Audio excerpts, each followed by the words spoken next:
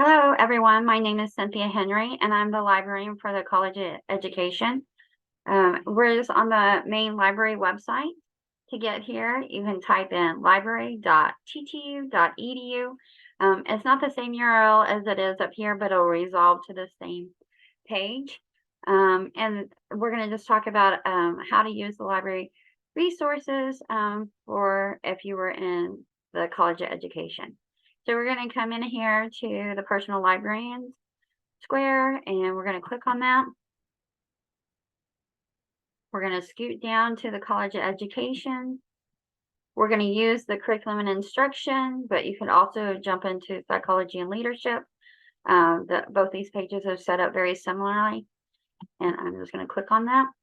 From this page, you might want to bookmark it. This is really good information for anything in your subject area. You can see you can email me from this page, and you can book an appointment with me, which I think quite a few of you have started doing, and I really appreciate that. It makes it pretty easy. It syncs up with my calendar. So if you know you can meet that appointment, then you can book that. Just quickly, we can click on there. You'll find a date that you want to find a time for, and then you'll just pick the time, and then you'll just have to set up your name. You can drop a file there if you want, and it will come all to me so I can see it before we meet. Okay, so let's go ahead and look around here from some things. These are the databases that are best for your subject area. We have some additional resources. We'll be using these library services information, and here's some assistance with APA if that's something you need help with. So let's go back up here to the databases. I'm just going to grab Education Source. That's a good education database. Of course, we have Educational Administrators Abstracts. Academic Search Complete is a very large database that almost anything on campus will have something in there. ERIC is really information from the government, so you could look in there. Again, JSTOR is pretty large, as is Project Muse. And then we have some that are a little bit more related to psychology or behavior, and you might want to use those. And then depending on what you're looking for, Web of Science and SAGE and Sociological are all very large databases that you could dig around in. But this is our best bet for most educational materials. So I'm going to click in there. I'm going to sign in with my e-reader.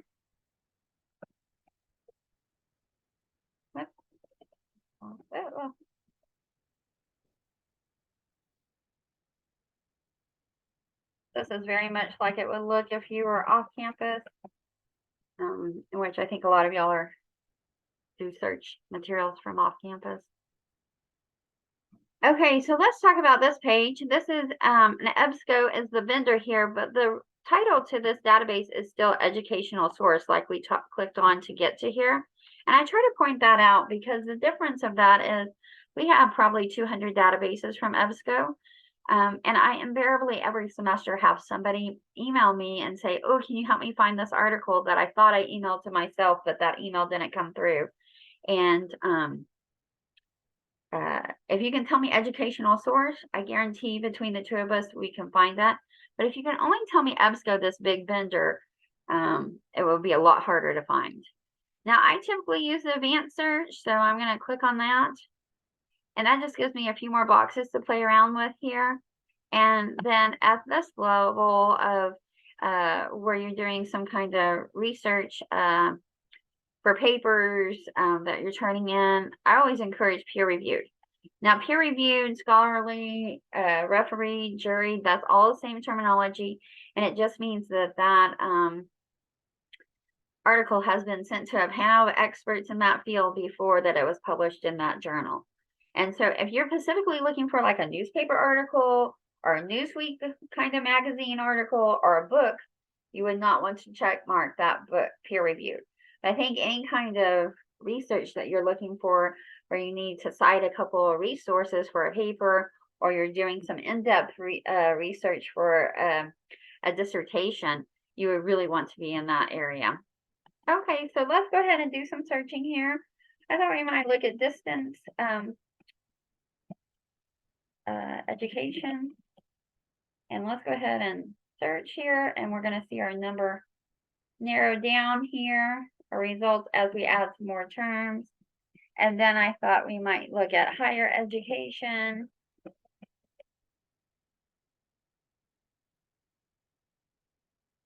And then what about the teaching experience?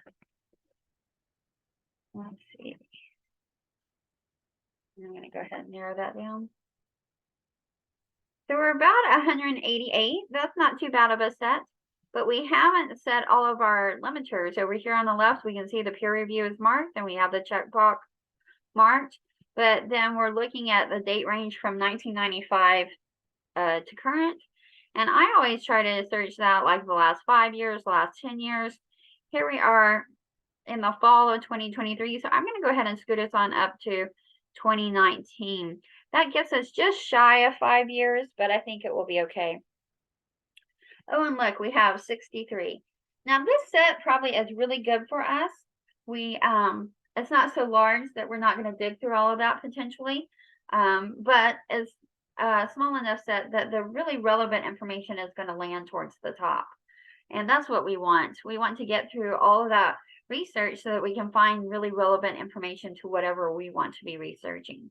So if we're at less than 100, I think that's a pretty good set because we have a lot of full text. So you might find your topic still a little bit broad.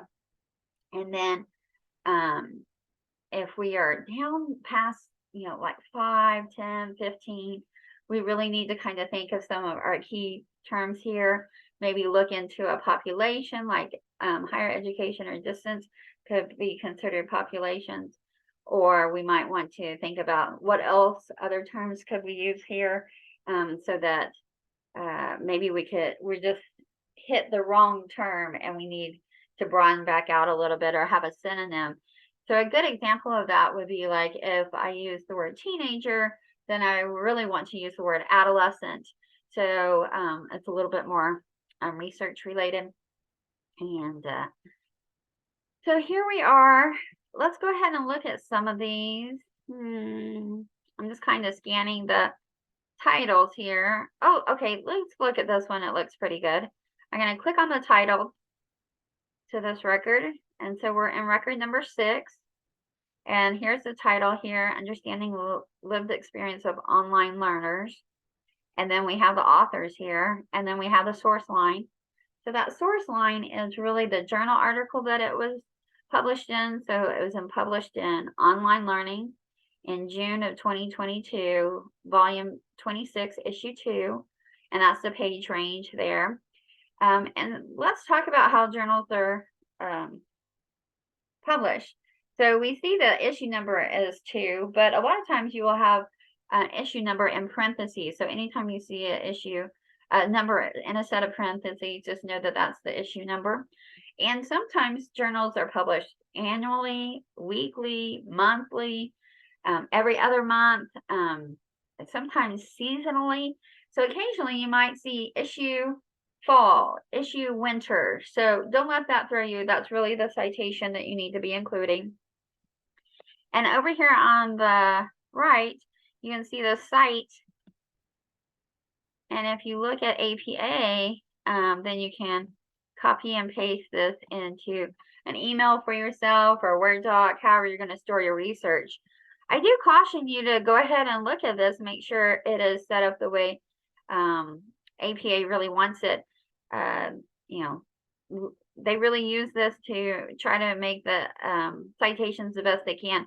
But remember, humans are inputting that information, so they may have made a mistake. So, like one thing here, I would check on this capitalization. My understanding is that it should only be, the article title should only be understanding would be capitalized, and then the T because there's a subtitle here. But then the journal would be capitalizing any important words, which online learning both would be capitalized. Okay, I'm going to go ahead and close that. And then let's go ahead and look at the rest of this article. So here are the author supplied keywords. And while an author knows what he or she is doing, the more important terms here are these subject terms. And depending on which database you're in, they sometimes will be called subjects, descriptors, mesh terms. And that is how this article is indexed into this database. So these are more pertinent to the article. So if I really wanted to find something like this, like this article is really relevant to my research and I wanted to find more like it, I would look at these terms. So I do have distance education up there, but I have higher education, which this doesn't have, but the teaching experience is here. And we may want to think about online education instead of just distance education. And so then here is the abstract. And EBSCO is really nice. It bolds anything that you have up in the search boxes. And I kind of let that help my eye kind of scan this. If I only have one term in this abstract, maybe it's not as relevant as I once thought it was. But since there's quite a few here, this might be really interesting to read. So how would I go about reading this? I would kind of scoot back up here. And EBSCO kind of puts their stuff over here on the left. But every vendor is different, so you just have to kind of look around and find the PDF.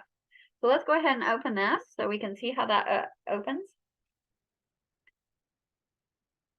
And so here is the article itself. And if we forgot to write down our citation information, a lot of times the PDF will help you build that. Look, here's the citation right here. Now, it may not be set up in APA or MLA or whatever you're using, so you need to use the parts to make it right. But it does look like it is in APA at the moment.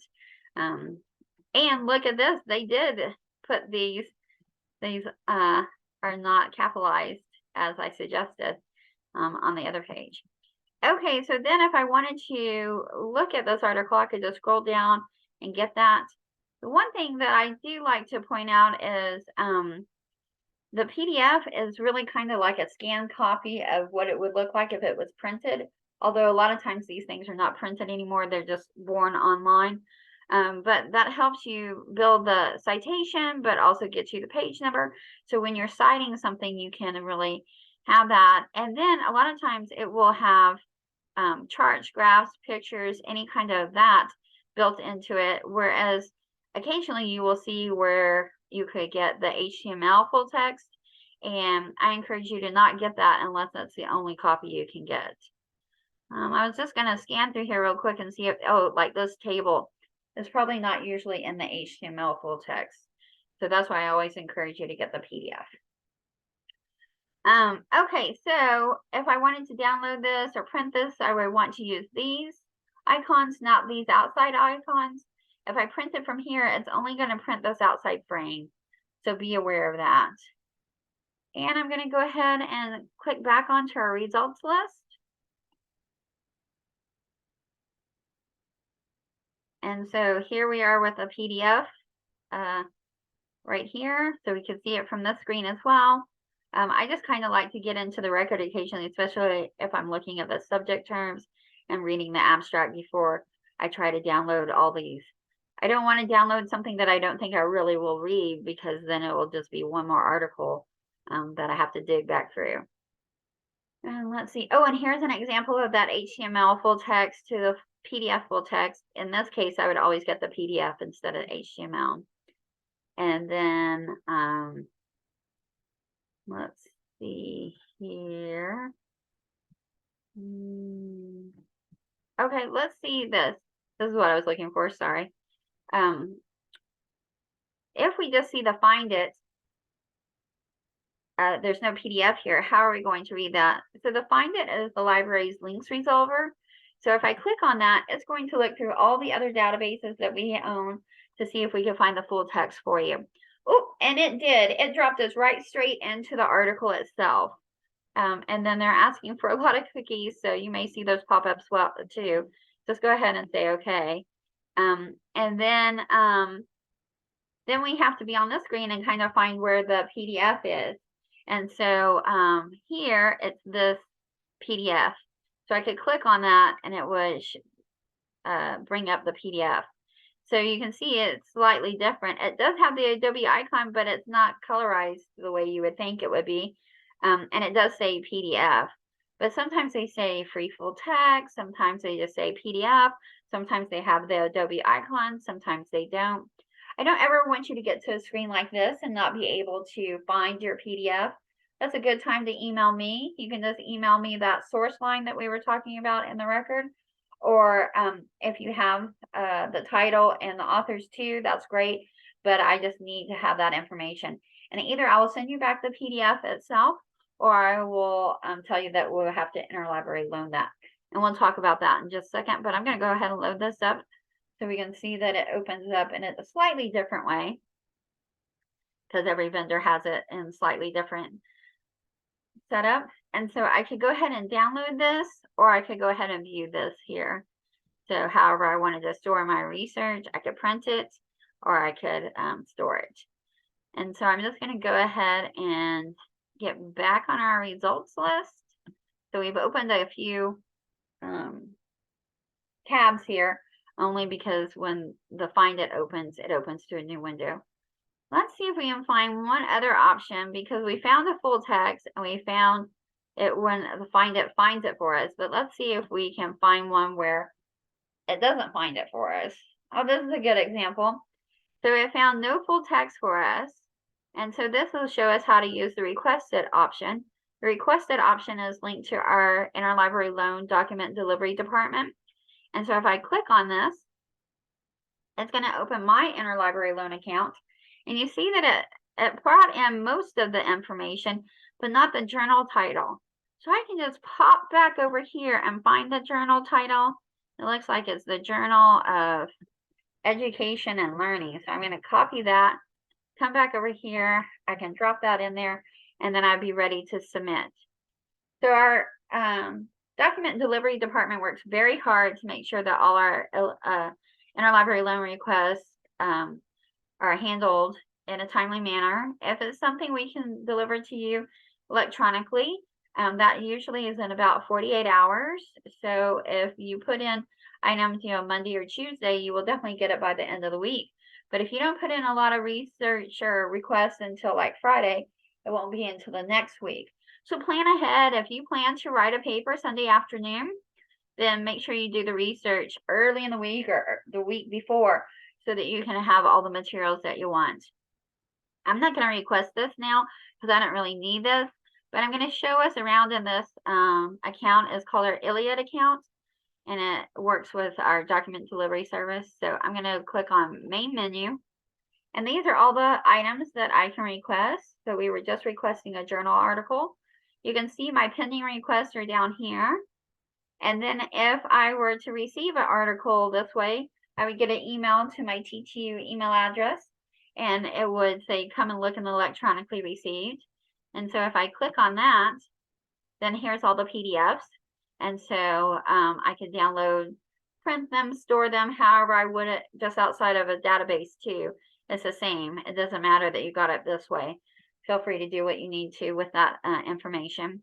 They stay in here for quite a bit too, so you can store it here if you want. And then if it's a physical item, like a book, that's actually coming from another library, because that's what interlibrary loan means. It's like we're working with other libraries to get the materials, because not every library can subscribe to everything or buy every book. And so if there's anything that we don't have, we happily loan it to our other libraries, and other libraries loan things to us. So if I was to get a book from another library, I would get an email, and it would be in my checked out or renewed. I can click on here and see my books here. And so then you can see when they're due. And if I wanted to renew one of these, that all comes from the original library. So whatever library sends that book to me, it will tell me on a piece of paper on that book that it is a interlibrary loan book from another campus, another library, and the home library gets to decide their return date. So that could be 2 weeks, that could be 2 months. It just depends on what that library sets for us. And then we can request if we can get a renewal, but just remember, It's up to that library if that's going to happen or not.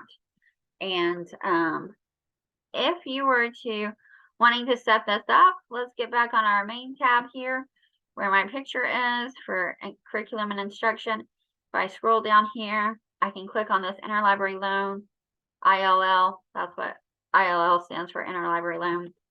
And I'll click on this, and here we are. We'd sign in.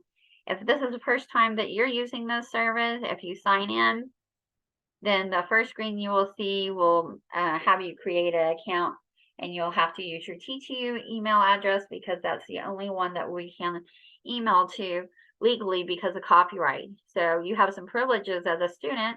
You have library fees that you pay, and that allows us to send you these materials. If you sign up with a Gmail, it won't, we can't send that to you.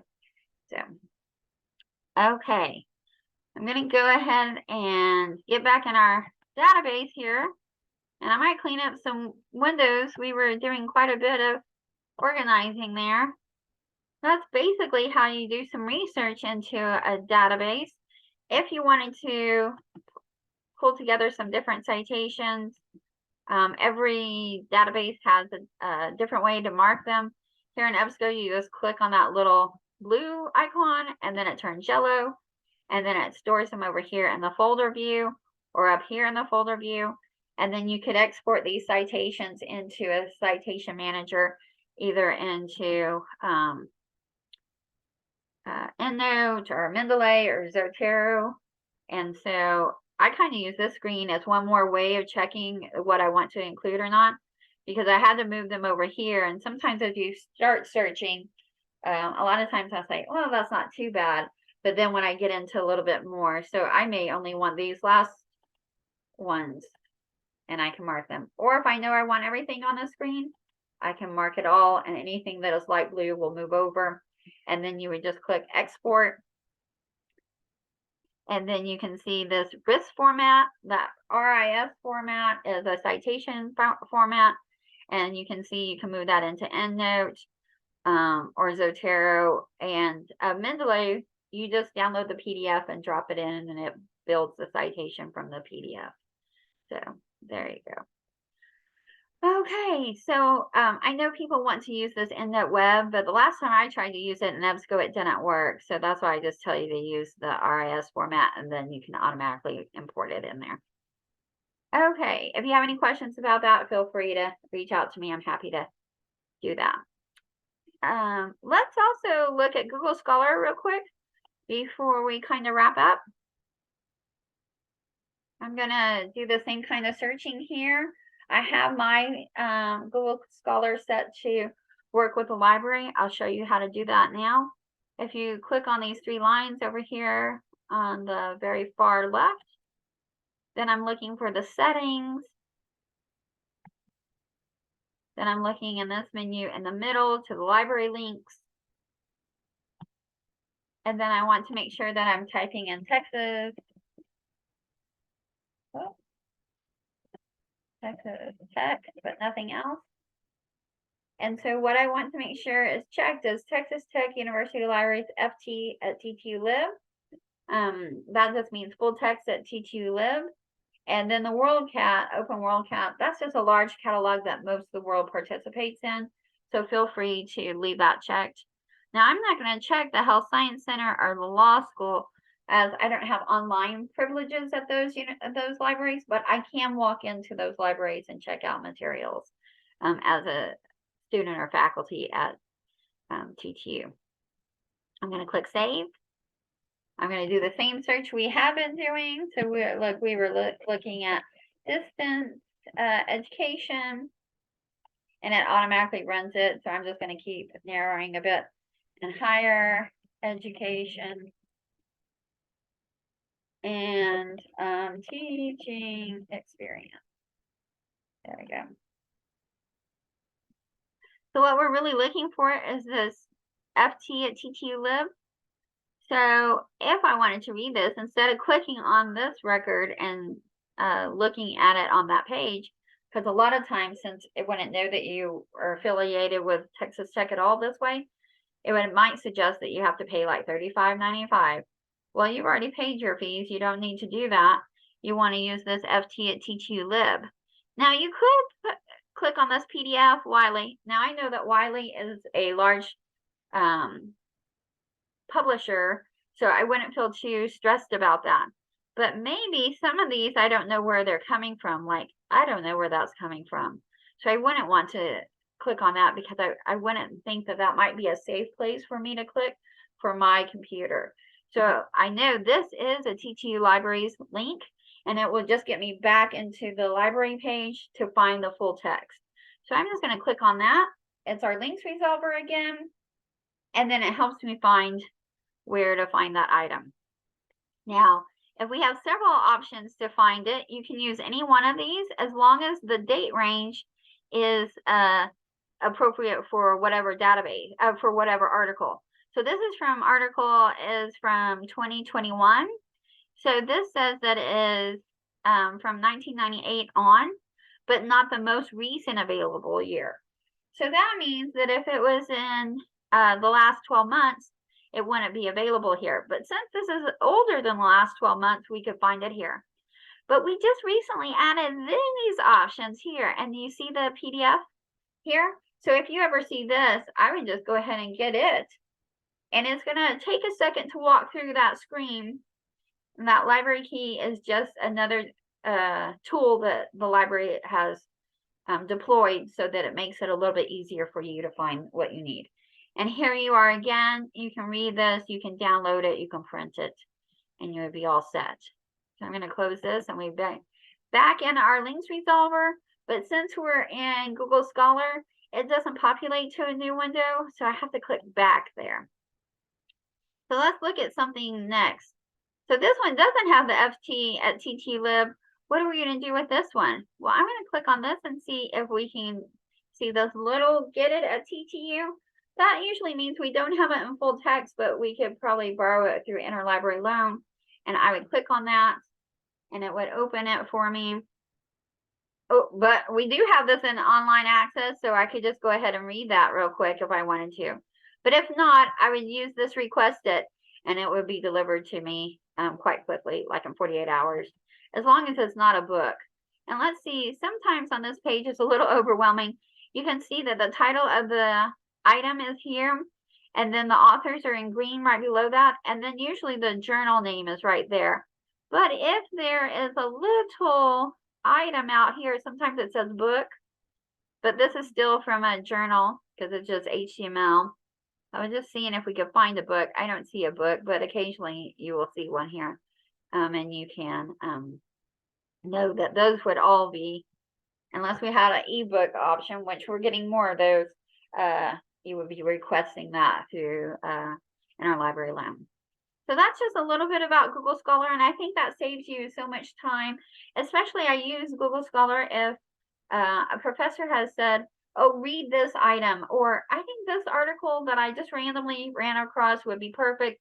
The title is this, but now you don't know anything else but the title. You can drop the title in here, and it usually will find it for you quite quickly.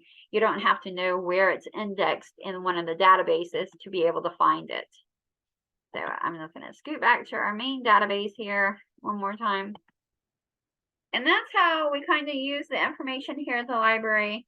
You find your databases, you have access to me, you have access to your interlibrary loan here. Here is where, if you need those Google Scholar steps again, feel free to do that. You can load that at any browser that you're working at. So if you're at a hotel and need to use it real quick, because it will only benefit those that are a part of TTU. So it doesn't really matter if you set it there and then leave it there. They can't access that materials because you would have to be signing in with your e-rater. So that helps. And I kind of do that. A lot of times I go and visit my parents in Colorado at Christmas. If I want to do any kind of research, I can do that. And then I can still have access to also the library materials, but through Google Scholar as well. And then the only other thing that I really like to point out is, again, these APA 7th style, because I think you need to know that. And if you don't have the manual, I encourage you to get it, but this will help you. Purdue is a nice online website that where you can find, oh, I need to cite a book, or I need to cite an article from a database, or I need to cite whatever, and it'll help you bring up an example for that. This is our guide, and these two are reference guides from APA. This is a quick visual kind of looking one. I like it because the color coding is helpful to my brain, but not everybody learns that way. But it's really useful. It's like, oh, anything in yellow is the author, then the year, then the title of the article. And so you can kind of get that information and what pieces need to be in each place. So there's just 3 examples on this one. And then the other one has a whole example guide where you have several different kinds of options. They think that these are the most common reference examples. I've not seen a lot of people quote a blog post, but there's quite a few here, like an edited book, an authored book. The journal article, of course, would be very common. And then if it was an online newspaper article, all these kind of things. So you can check that out for quick reference. Of course, your best bet is always to check the manual. That will be the true authority. So. Okay, that is a little bit about the library and how you can get some assistance. If you need anything else, please reach out to me. Again, my name is Cynthia Henry, and I would love to work with you.